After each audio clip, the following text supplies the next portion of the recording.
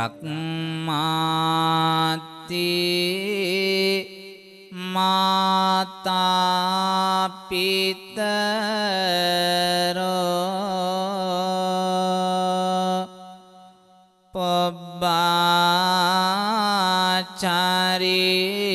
පබ්බාචාරියාති උච්චරේ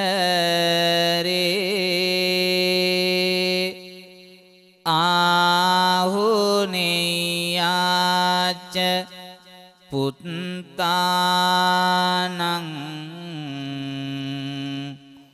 පජාය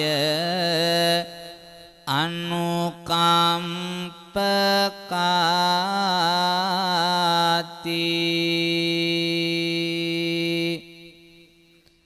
ලොව මැව් මහා බම්බුද ආදර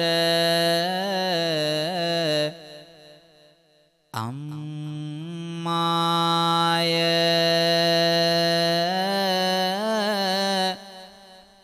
මව්ගුණ වනන්නට කවි කර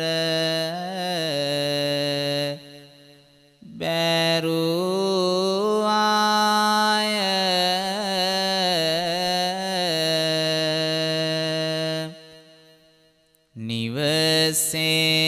නිවසේමිනි පහන ආදර පියාය බණ අරබන්නේ මගේ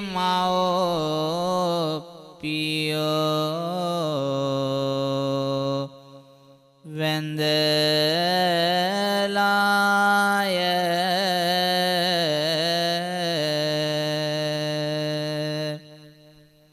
වෙහෙරෙහි වැඩ සිටින ගරුණා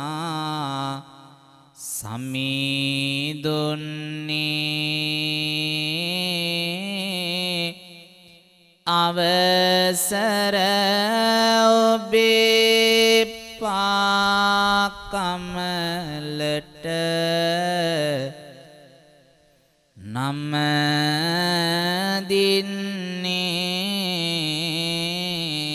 දින්නේ මව්පිය ගුණය ගැන අද දින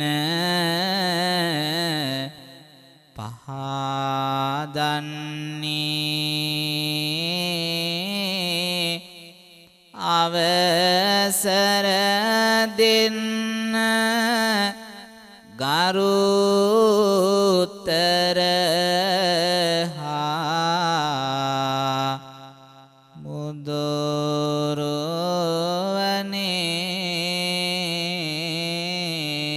මුදොරවනේ සාදු කියමු. දැන් මගේ දුවල පුතාල හැමෝම තමන්ගේ අම්මාගේ අත් දෙක අල්ලගන්න ආදරින් අම්මා ඇවිදින්න නැතිනම් පමණක් තාත්තගේ අත් දෙකින් අල්ලගන්න. වටපිට නොබලා හදවතට අවංකවම අම්මාගේ අත් දෙක අල්ලගෙන ඔයාගේ අම්මාගේ ඇස් දෙක දිහා බලන්න පුතේ. අම්මගේ දැස දිහා බලාගෙන අත් දෙකින් අල්ලගෙන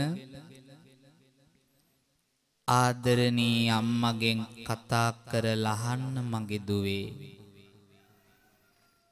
අද ගෙදර තියෙන දහසක් වැඩ රාජකාරි පැත්තකට දාලා අම්මා මෙතනට දුවගෙන ආවේ ඇයි කියලා දන්නවද පුතේ?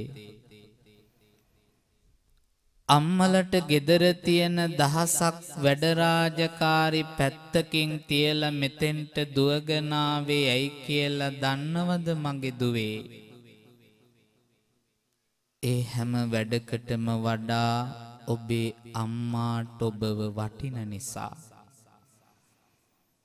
අද ඔයාගේ අත් දෙක අල්ලගෙන අම්මා ආදරෙන් ඔයාට කතා කරලා කියලා දේවි පුතේ, අම්මා කෙනෙක් ඔයාලා වෙනුවෙන් කොච්චර දුක් කන්දරාවක් විඳිනවද කියලා. අම්මා කෙනෙකුගේ වටිනාකම හදවතට දැනෙන්නේ අම්මා අපේ ළඟින් ඉන්නකොට නෙවෙයි මගේ පුතේ. අම්මා කෙනෙකුගේ වටිනාකම හදවතට දැනෙන්නේ අම්මා අපේ ළඟින් ඉන්නකොට නෙවෙයි මගේ දුවේ. කවදා හරි දවසක ඔයාගේ අම්මා ඔයාව තනි කරලා මේ ලෝකෙන් සමුගත්ත දවසකට,